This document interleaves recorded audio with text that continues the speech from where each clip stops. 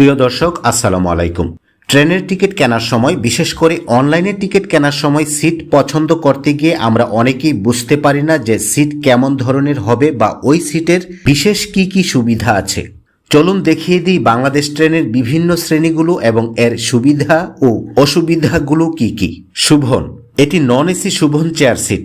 দেশের সকল mail train ও কিছু আন্তনগর ট্রেনে শুভন সিট থাকে।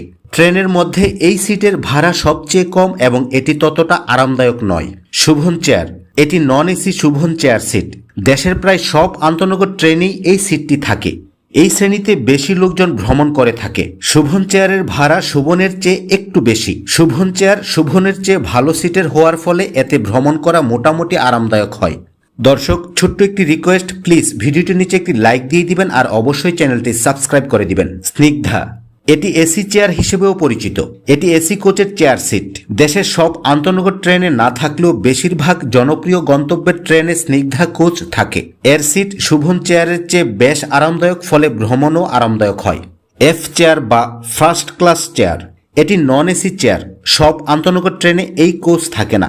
এফ বার্থ বা ফার্স্ট ক্লাস বার্থ, এটি non AC cabin seat.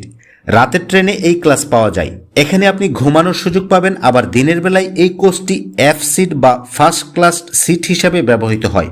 F seat বা ফার্স্ট ক্লাস সিট, দিনের ট্রেনের নন এসি কেবিনগুলো এই সিট হিসাবে ব্যবহার করা হয়। এখানে ঘুমানোর সুযোগ থাকে না, বসে যেতে হয়। মূলত এফ বার্থ কেবিনগুলো দিনের বেলা এফ সিট হিসেবে ব্যবহার হয়।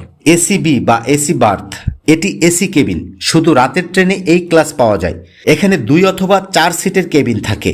রাতের বেলায় দূরপাল্লার আন্তনগর ট্রেনে এই কেবিন থাকে। বাংলাদেশের ট্রেনগুলোর মধ্যে এই কোচে ভ্রমণ করা সবচেয়ে আরামদায়ক এবং এর ভাড়াও অনেক বেশি। এসিএস বা AC seat, air conditioned seat. মূলত এসি বার্থ কেবিনগুলো দিনের বেলায় যাত্রার সময় এসি সিট হিসাবে ব্যবহার হয়। আজ এ পর্যন্তই। ভিডিওটি ভালো লাগলে একটি লাইক দিয়ে দিবেন আর চ্যানেলটি সাবস্ক্রাইব করতে ভুলবেন না। ভালো থাকবেন, সুস্থ থাকবেন। আল্লাহ হাফেজ।